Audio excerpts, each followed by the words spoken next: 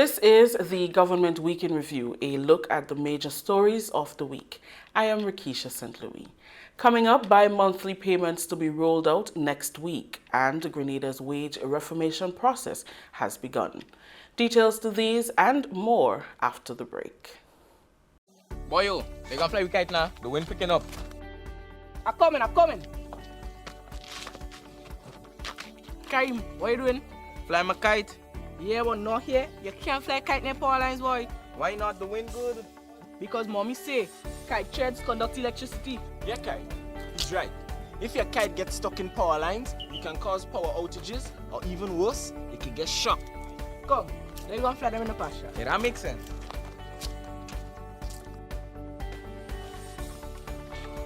Kite threads conduct electricity.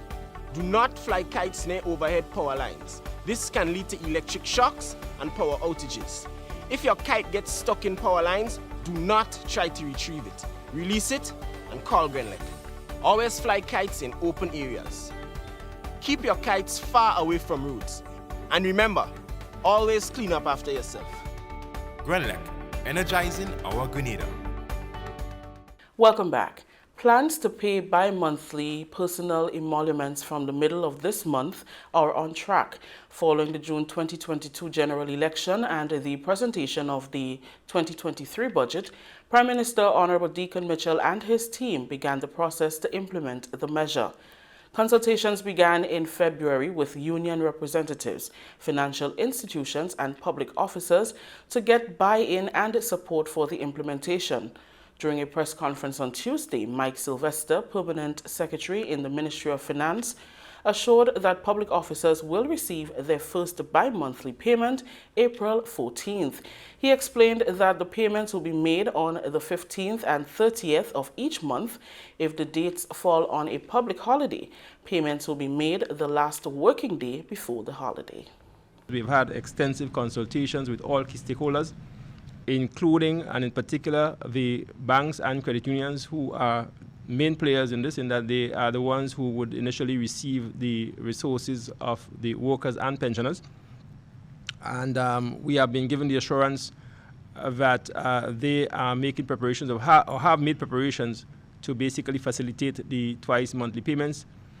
In our discussions with respect to how the banks and the credit unions will treat with those payments, they have indicated that they have been reaching out to their customers in terms of providing options on how they pay the mortgages. We've done all the testing.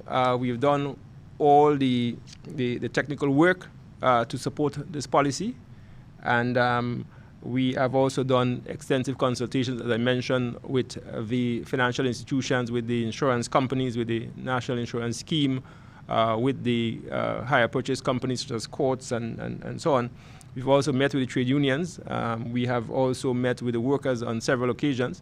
In fact, we had a general meeting, and then we had some more focus group sessions with the police and the nurses and so on. We have made some changes to the initial policy arrangements that we were pursuing, and we have in fact incorporated quite a bit of the feedback that we got from the consultation. And I want to take this opportunity to thank everyone who participated in those consultations and the, of course, useful, thoughtful and insightful comments that we received. Prime Minister Honorable Deacon Mitchell outlined some of the advantages of bi-monthly payments to individuals and the country.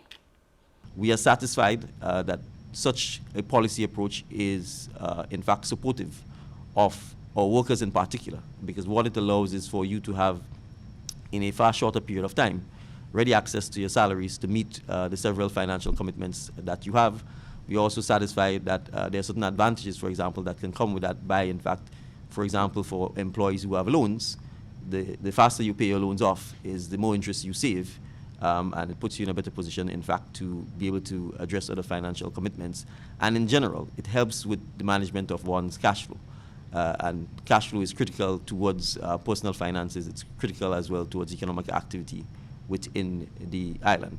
A series of money management sessions will be held to alleviate concerns of public officers regarding the new arrangement. Grenada's wage reformation process has begun. The Wage Advisory Committee of the Ministry of Legal Affairs, Labour and Consumer Affairs hosted the first in a series of public consultations at the St. George's Anglican Senior School on Wednesday. The sessions are geared toward revising and making adjustments to Grenada's minimum wage, as well as broadening the scope of the minimum wage order. Legal Affairs, Labour and Consumer Affairs Minister Senator the Honourable Claudette Joseph explained it is the government's intention to adjust wages to match the cost of living to make life more comfortable for citizens. She said the last minimum wage review was done in 2011 under a previous NDC administration based on the cost of a basket of goods in 2008, and as such, it is no longer applicable. We are well and truly overdue for a review of minimum wages in Grenada. It having been so neglected by the prior administration for a full period. Well, this year is going to be a full period of 10 years. So the minimum wages order, under which minimum wages are set, covers a range of workers, mainly what we will call skilled, low-level workers, but the kind of people who keep our economy churning, the kind of people who, if they do not have a decent living wage, if they cannot take care of their families, if they cannot educate their children, our nation as a whole sinks deeper into poverty. More people fall below the poverty line if minimum wages for those categories of workers are not periodically adjusted. According to Senator Joseph, government will also move to expand the category of workers covered by the minimum wage order. We are not now just speaking of plumbers and electricians and masons and carpenters, and so we also are thinking of other categories like media workers, people involved in the technology, ICT, people in the creative industry, and any other areas that you think should be captured by the order. Chairman of the Advisory Committee, Dr. Curlon Gilchrist, says the more individuals earn, the more revenue will trickle into the economy and propel growth and development. He addressed the disadvantage of spending more than you earn. A salary in 2012 cannot command purchase the same things now. Yeah? So money loses value over time due to inflation. And we know that inflation since 2012, if I'm going to put a figure to it conservatively, is around 15%.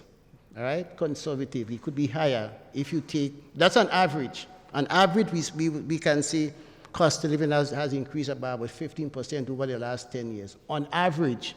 But if you take food, for example, we know that is over 20%. Yeah? And what we noticed about cost of living now is not just about food. Every ambit, every aspect of living is being touched. Everything is being touched now. So it's not just about food and clothing. Every aspect of living is being touched. And this is why we are seeking to broaden the concept of a minimum wage. And we are seeking to, in addition to having special minimum wage for certain occupation, in addition to that, just to close the loop, we're looking for a national minimum. Several concerns and recommendations were shared during the session. It might be instructive for us to consider a national minimum wage so that labor can move freely from one sector to the other. Wage differential is real. There are members of our population who cannot move in different sectors because of the differentials in wages. So I think deliberately we should look at a national minimum wage where we know that in 2024 a Grenadian should not be working for under X amount, irrespective of which sector that you're in. We put this minimum wage, probably a bill out there. We make it national. But then we know that some employers, they still tend to dodge from paying what needs to be paid. Now, how are we going to get those persons to do what is necessary? Are we going to empower the Ministry of Labor to bring criminal actions against these persons? Because I know a few of them have been getting away over the years. Not all persons work 5 or 6 days. So if you're looking at minimum wage, there are persons who may do three days a week, or they may do less hours. And these persons will be disadvantaged in terms of what they really get. So there should be a higher wage for persons who are not, like you might be just cleaning somebody's house, right? And it doesn't require you to be there 5 days. If you look at the minimum wage that everybody else will be getting, then that person generally doesn't earn enough, right, to feed their family or contribute to the economy. Freight rates are now being calculated according to current market rates, a move that took effect on April 1st as government takes the decision to remove the cap on freight that was implemented in October 2022 for a 6-month period. The cap was implemented to reduce the impact of unprecedented freight increases due to the COVID-19 pandemic. Freight was capped at the 2019 level on all goods imported into Grenada. At a press conference that was held on Tuesday, Prime Minister Honorable Deacon Mitchell announced that government is pleased with the progress made since the cap. He said the rates are beginning to normalize back to the pre-COVID-19 levels, and as such, there is no need to extend the cap. We are satisfied that freight rates are beginning to normalize and are getting closer to pre-COVID levels of 2019. And in the circumstances, the government has taken the decision not to continue with the capping of the freight rates at 2019 levels. So effective as of the 1st of April 2023, freight would be calculated on the current market freight rates. As a result of this relief measure, government gave up $5.4 million in revenue. Prime Minister Mitchell commended the businesses that supported the policy and passed the benefits from the lower freight costs to the final consumer. He also announced the continuation of other relief measures already in place. We want to extend our gratitude to the importers who would have passed on the reduced freight rates as a result of the government measure to our consumers. We note from the analysis coming from the Customs Department that two of the goods which were significantly impacted by the capping of the freight rates was the cost of cement and the cost of imported chicken. And obviously cement is fundamental to the construction industry, and so the construction industry in particular ought to have benefited from that. And all of us who consume imported chicken, chicken being a favorite meat product of our citizens, would also have benefited from that. We would emphasize that the other fiscal measures will continue throughout the year. These include the removal of VAT on 19 items, the payment of a $10 subsidy for consumers who consume up to 99 kilowatt hours. With GRENLEC, we want to ensure that we can keep the cost of energy, which we know is a major cost that all of us, both business and the private sector, both the government, the private sector, and individuals have to bear with. So we are ensuring that that measure remains in place. This is the Government Week in Review. When we return, Prime Minister places Ministry of Finance in the care of Honorable Dennis Cornwall.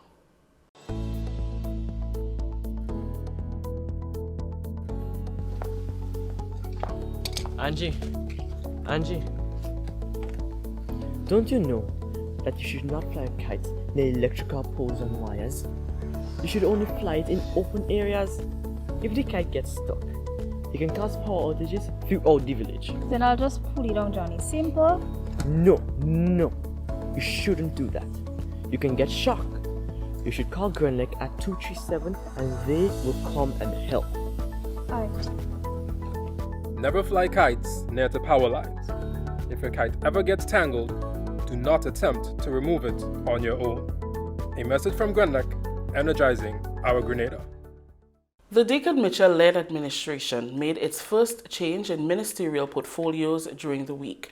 The Honorable Prime Minister has added the Ministry of Infrastructure and Physical Development, Public Utilities, Civil Aviation and Transportation to his other responsibilities of national security, Home Affairs, Public Administration, Information and Disaster Management.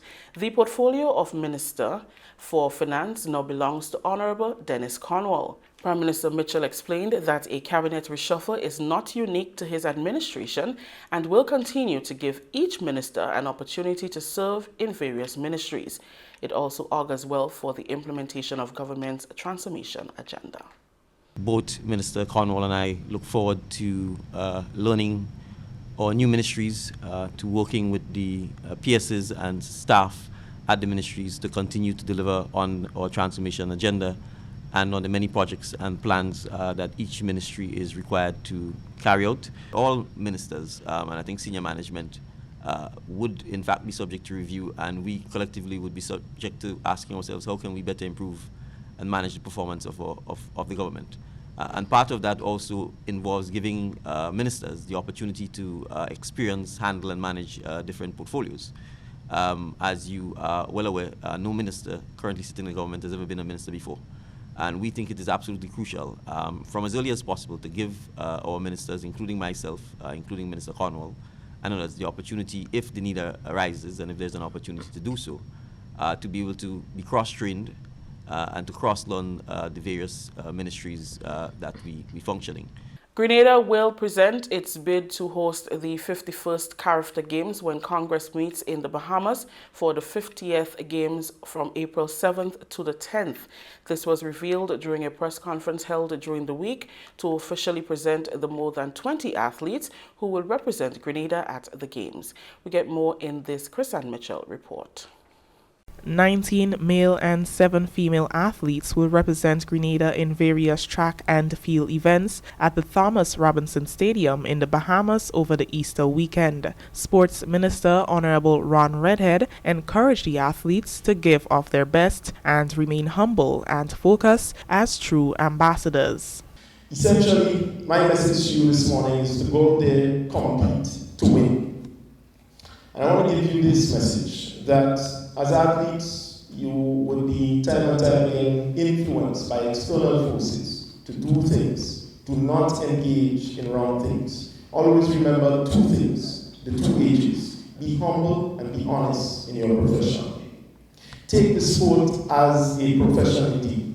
Do not see this as just another hobby to line and to travel. Some of you may or may not be traveling for the first time. Take it as a good experience, but also take the experience of competing as the best experience. So that when we return for next year and we host Character 2024, because I am confident that we're going to win the bid, and we host Character 2024, we will demonstrate not just to the Caribbean, but the world, the talent, the energy, the enthusiasm of our athletes and our people through our competition. Permanent Secretary with responsibility for youth, sports and culture, Alpha Brown, who is accompanying the delegation to the Bahamas, implored on the athletes to remember that the same level of discipline and dedication that brought them to this stage is what will carry them through the games. You are now a team.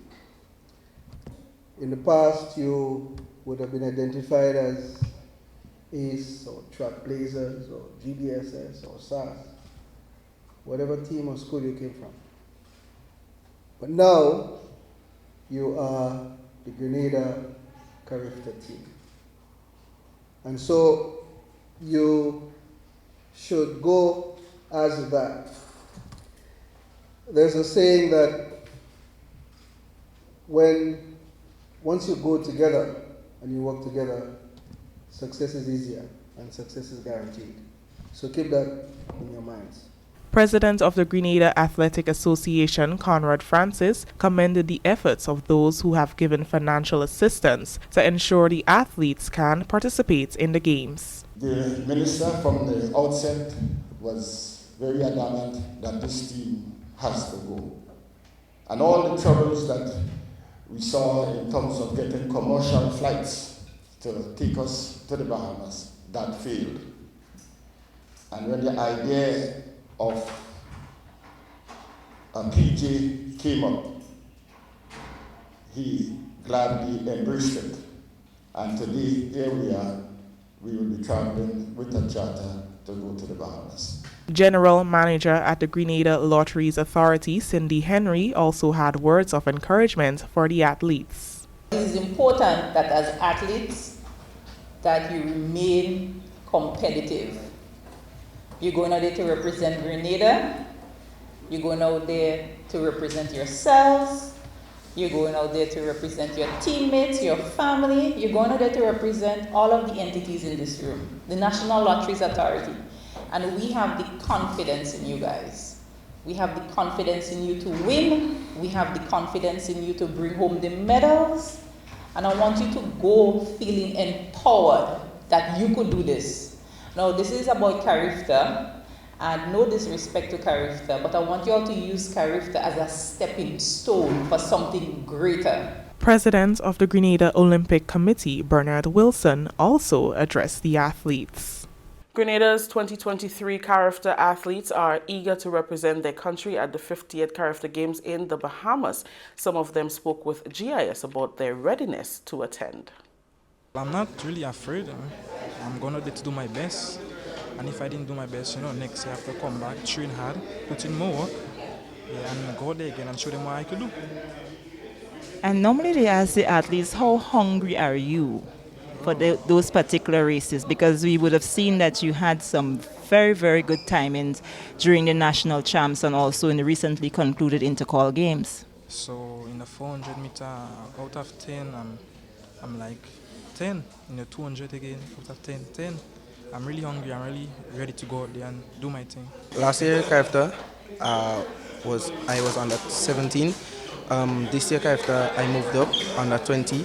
My personal best last year was 62.80, and this year with the 800 gram javelin, I have a PB of 64.85. My mindset right now is just to go out there and get another gold medal and just do my best. I'm confident enough that I will do my best in Carifta. I'm confident that I can pull off a medal in Carifta. So going towards the game is just bare focus and just relaxation going towards the game. So you would be in multiple of sprint events. Which of the three, or I should say which of the four that you're really looking forward to? Well, I'm looking forward to see 400 meter and the 200 meter as well. But let's see what God has in plans. My mindset set for going out there and doing my best by going and do 11.8 for my potential and for me to go further to where I want to be. And for the training, myself has been motivating myself. People have been telling me I have the potential to train, but I never take risks or anything to go. But I did it for me, and I know I make it for Carifta, so I'll be going out there and doing my best. If I get a medal, once I clock at 11.8, I'll be proud of myself. Training on a whole has been hard, always been hard, so I try my best to, execute the workout so that I could get the best of myself to go out and put everything on show. With the hip, it's a multidiscipline. It's all about points. But which would you say are your stronger events within the hip? My strongest event in the hip would be the javelin. What's the distance you're throwing now? I throw in about roughly 38, 39 meters right now. It's my first Carifta ever, but I take part in Nakatan games for Grenada already in El Salvador, and I've placed fourth in the region. So my first Carifta, I expect in the 1 and 2 personal best, and I would like to get goals for my country and do my best so I can make a name out there. So when I graduate next year, if anybody is looking for me in university and think they could say, this is a boy who had placed in Carifta, I would take him. And I'm 100% ready for Carifta from Thursday. Former national athlete and 800-meter record holder Nathan Hood is the physiotherapist who will accompany the Grenada character team to the Games. Hood, who was awarded a sports scholarship and has successfully completed his studies, is now giving back to a nation he loves and a sport he has a passion for. I'm grateful for the opportunity to be a part of this team. I've worked with some of the athletes over the weekend and their body feel great. They're ready to run and perform and represent well. The experience is amazing on a whole. To be a part of the character team and represent Grenada is a privilege, first of all. And I'm sure everyone here is excited to go out there and perform their best. Choosing this career path to be a physiotherapist, is it as a result of your experiences in the athletic arena? Well, choosing this path, from a young age, I was fascinated about sports and health and the body. And I got the opportunity to go on a scholarship, and I pursued that because genuinely I wanted to help people the best way I can. And I love sports, so helping people in sports kind of led me to physiotherapy. This is the Government Week in Review. We take another break. When we return, 400 young men prepare to officially leave the Empower program.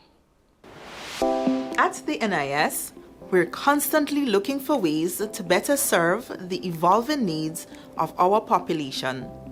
We learn from experiences, grow, and improve. Learning from the COVID-19 pandemic, we realized a gap in our benefits that needed addressing. We are happy to announce the commencement of the Unemployment Benefit Program. This benefit provides a recently unemployed individual with 50% of their insurable income. The benefit can be claimed up to 15 days after the loss of employment and continues for a maximum of 13 weeks or 3 months after the first claim. Workers in the private sector, public sector, statutory bodies, work permit holders, and the self-employed are eligible for this benefit. While many are eligible, some conditions must be met to qualify. The person must have been an insured employee who paid at least 52 weeks of contributions at the time of loss of employment. They must also be under the pensionable age. The person must not be at fault for the loss of their employment. This means that someone who voluntarily left their job or was terminated due to theft, fraud, or dishonesty will be disqualified for this benefit. For us to verify loss of employment, the employer must provide the individual with a termination certificate. Additionally, the claimant must conduct bi-weekly check-ins with the NIS and must be actively seeking suitable employment while in the receipt of this benefit. For the full qualifying conditions of the unemployment benefit, we encourage you to visit our website www.nisgrenada.org or call us on 440-3309.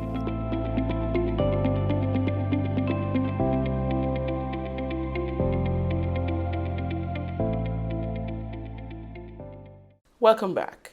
With just 1 month left before their official exit from the program, young men under the Empower 3.0 were reminded of their role as leaders in society and the importance of being agents of change.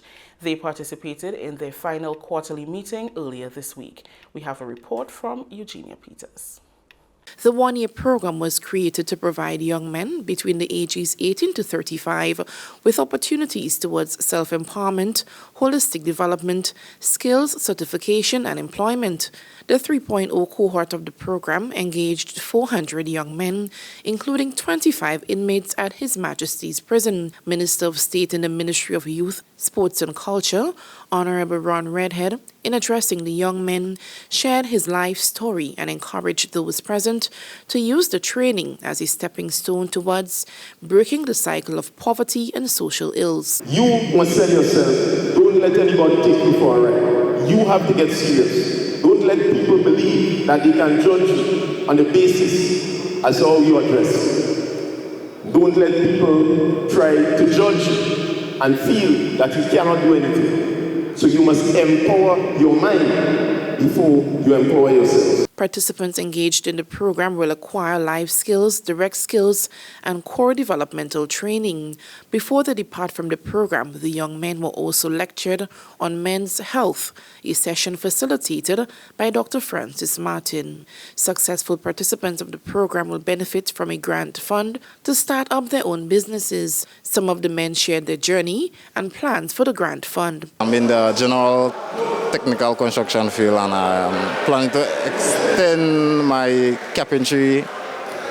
Yes, I'm really good in the carpentry department, so I will take the phone and get more tools. I'm looking to buy my tools and start my business, or I work for somebody, and then when I see the way, I move out. Finishing the course which I'm under, excavator operator, and after that, then I would look to be employed maybe with either one of the companies, maybe gravel and concrete, or a construction company. I live in going back, my plan was like to open my business, like do the same bartending, because that's the course I do, mixed drink. Plan is to be in a company or have my own business as a young man growing up. So in life to come, I could encourage young ones to join me, so I go teach them. What area you pursued? Plumbing. An official graduation ceremony will be held in May to end this cycle of the program. The Empower program is fully funded by the government of Grenada with the aim of transforming lives, strengthening communities, and influencing change. For the Government Information Service, I am Eugenia Peters. In excess of 70 farmers and nursery operators were trained in the proper nursery management, where knowledge was imparted on the proper operation and production of seedlings, organized by the Climate Smart Agriculture and Rural Enterprise Program SIAP. The training was a partnership of the Ministry of Agriculture and the Caribbean Research and Development Institute. It was conducted at the Cardi Research Station at Calavini in St. George. More in this report. Organized by the Climate Smart Agriculture and Rural Enterprise Program SIAP, the training was done in collaboration with the Ministry of Agriculture and the Caribbean Research and Development Institute at the Cardi Research Station at Calavini, St. George. The session, which was facilitated by Cardi with inputs from agronomist in the Ministry of Agriculture, Alison Haynes, included a theoretical session on nursery management, which focused on the essentials of good nursery management, a practical session highlighting sowing of seeds, potting mix, application of fertilizer, among others, and a business session focused on production and marketing of plants through a commercial lens. Nursery management training is essential for ensuring the success of a plant nursery. It provides operators with the knowledge and skills needed to improve plant growth and propagation, promote sustainability and conservation efforts, improve business operations, and ensure compliance with regulations and standards. Manager of the SIAP program, Stephen Fletcher, said seedlings are the foundation of securing the food production in the country. He said the training is important in ensuring that those responsible for seedling production do so effectively. The session which I am backing up on today, which look at the whole issue of nursery management, which looks at how we set up our nurseries, how we sanitize it, how we keep it sanitized, how we keep it protected from pests and diseases, how we ensure that we manage our seedlings properly so that we get the most yield out of our seedling, to ensure that we receive the education and the information that allows us to make the best selection possible. That role which you are called upon to play is important and critical. Seedlings are the first step in the process of growing new plants. As agronomist in the Ministry of Agriculture, Alison Haynes underscores the importance of seedling production. She speaks of how critical it is to the success of agriculture. Seedlings and seeds, planting materials are the basis of crop production. Without them, without a healthy plant, a healthy seedling, or whatever planting material you're going to use, you would not be able to have a healthy crop, right? So it's important that when you're starting any kind of production, you start with good, healthy, quality planting material. And this is what the training is about, to teach the participants how to achieve that, have good, healthy, quality planting material to start. And effective nursery management requires a combination of careful attention to plant health, propagation, inventory management, environmental control, and marketing and sales. By effectively managing these areas, a nursery can produce high-quality plants and thrive in the competitive horticultural industry. Technician at Cardi, Ruben Raymond, explains. The plants that we nurseries are producing, those are the first thing that goes out. So farmers have to make sure that you have a quality seedling so you start your production. And if you don't take care of that seedling initially, then you don't expect to get high production from it. So you really want to start with a good product. The seeds most of them are hybrids. You have to take care of them initially in the nursery, and then make sure when you plant them out, they are the best.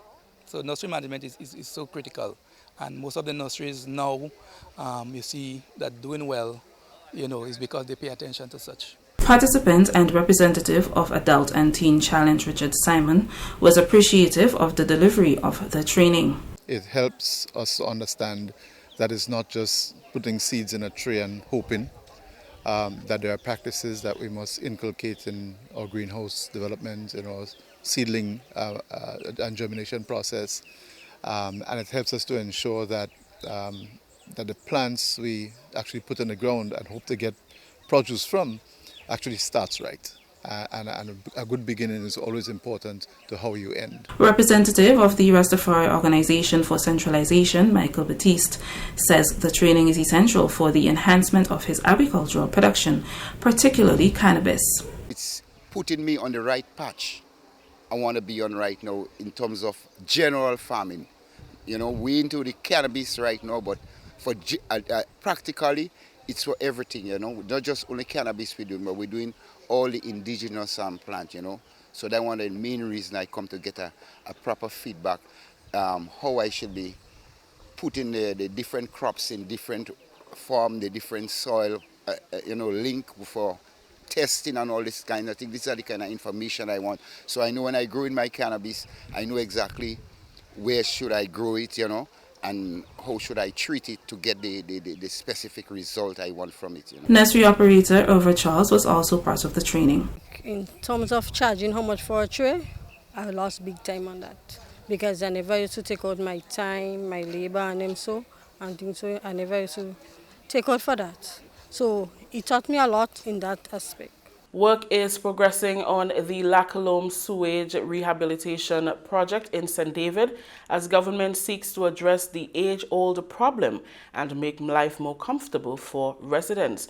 Contractor Alphonsus Daniel of Daniel and Daniel's Engineering Company reported that the issue stemmed from constant clogging, among other issues. Government is working with the National Water and Sewage Authority, NWASA, and the Grenada Housing Authority to find the best fix. During a recent visit to the project site, Minister for Housing, Honorable Philip Telesford, said he is satisfied that his administration can make good on another promise to the residents. This particular problem has been like this for over a decade. And in 9 months, we are able to offer a solution, a meaningful, tangible solution that the people can see and feel and recognize for themselves. And this is what our transformational agenda is about. We're not sticking when it comes to addressing the problems that confront our people. We have invested over $1 million in this project. And based on the designs, I'm sure a month or two from now, when all of this work is done, we will be very proud to see what Grenadian hands can do. So today, it gives me a very warm feeling, not only because the weather is warm, but because we are able to respond to the needs of the communities in such a short order. As part of the permanent fix, a wetland system will be constructed for wastewater treatment and an additional tank will be installed for settling. Daniel explained what has to be done to remedy the situation. The existing septic tank that is too small is right there. So the first piece of the excavation you're looking at is an additional septic tank, so that when you add it up we could get the required volume we need for settling. Right? Proper settling when the waste come from the houses is very key in the functioning of this system. So that is it. We reached a level today, the levels that we need. 10 feet overall in front for the septic tank and 7 feet down in what I call the constructed wetlands area. We also started work to clean out that existing piece which would be part of the system also. We'll be using it temporarily. It used to be a filter, upflow filter, chlorinator and dechlorinator, but we'll be using it for temporarily. While we clean these 2 tanks, we'll be bringing all the weights, all the solids down there. So temporarily for 3 weeks, we'll be using it as the lone septic tank for the area while we clean up and make the changes we need to do. We need to cut the baffles out. In some of them, they're just too small. He said there will be delays in the project for the upcoming Easter weekend. However, he commended the residents for their patience and cooperation thus far. The project will cost them approximately $1.2 million. The community, the people, the commuters, you have a lot of commuters and we have a lot of traffic also. Based on what I got from Nawasa, is 97 connections they have over there. So basically it's 97 units. So it's a lot of people. And they've been I went to talk about cooperation and no complaint. And my signs, I leave them up to remind them that work is ongoing. We leave them up. Since we started, the signs are there. If one fall, they would fix it and so on. I expect some delays still, slow enough when you're coming in because the excavator sometimes will be swinging to load a truck. Some noises, the fumes are down for now because we opened the system that was what I call septic and stagnant for the last 13 years, this one down here. We disinfect everything before the effluent one ran out and so on. We come in now to deal with, from Wednesday, we're tackling this one up there. After we do the bypass, we will bring in we will disinfect and we'll bring in one of the sewer trucks. A milestone for the Commercial Transport Enterprise Corporation, CTEC, as the groundbreaking ceremony was held over the weekend for the construction of a supermarket, commercial space and gas station. CTEC and Rubis representatives, parliamentary representatives and well-wishers witnessed the official turning of the sod and unveiling of the billboard. The groundbreaking ceremony signals growth for the business that was established on September 27, 1985. The services by CTEC gas station, mini supermarket and auto shop located on Morris Bishop Highway will now be extended to the parish of St. Andrew. The land was purchased in 2019 from independence agencies. The cooperative, which will be called CTEC 2, will provide employment for over 200 Grenadians. President of CTEC, Sylvester Quallis, said this is a proud moment for them. CTEC 2, TOO. Operation is one of the biggest investments on the eastern seaboard since Paul's Airport. The overall cost of this project is estimated at $30 million. The operation is expected to create employment for almost 200 persons after completion. This project, when completed, there will be well-paying jobs in accounts, operation, HR, duty managers, supervisors, customer service rep, just name it, security guards, maintenance, IT. But also, we are cognizant of the fact that this project has to be environmentally friendly.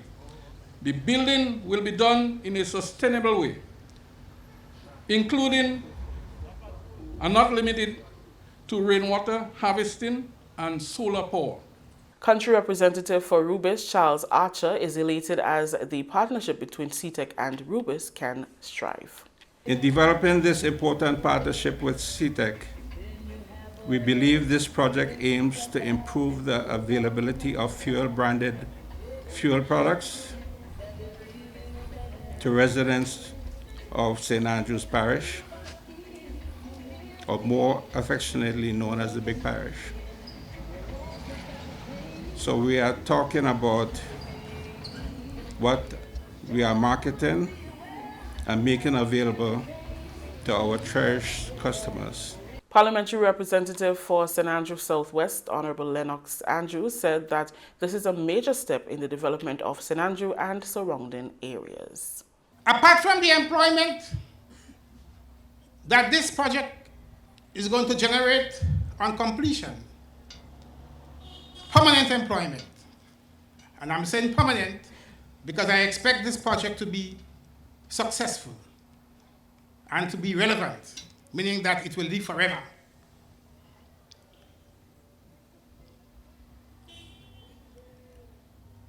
This project therefore signifies the first effort at the transformation, the social and economic transformation of St. Andrew, of the people of St. Andrew and the surrounding areas.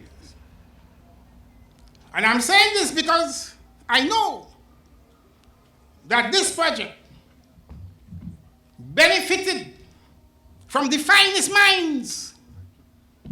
The finest minds of this country came together as economists, as financial experts, as engineers.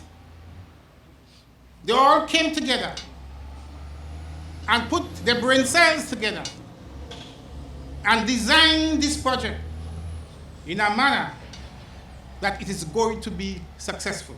Prime Minister Honorable Deacon Mitchell congratulated the CTEC team and stakeholders for their vision. I think the fact that this project is taking place is testimony to the success of Grenadian entrepreneurship, Grenadian steadfastness, Grenadian creativity, and Grenadian businessmen and women. So if you will join with me in giving the CTEC family a resounding round of applause. Now, often when we do sword turning ceremonies, we focus on foreign investors, and particularly in hotels and the tourism industry. So I'm immensely pleased to be here today and to have been invited to take part in a sword turning ceremony that is 100% owned, operated by, and for the foreseeable future in the hands of Grenadians. The project comes at an estimated cost of 30 million EC dollars. That brings us to the end of another edition of the Government Week in Review. I am Rakisha St. Louis.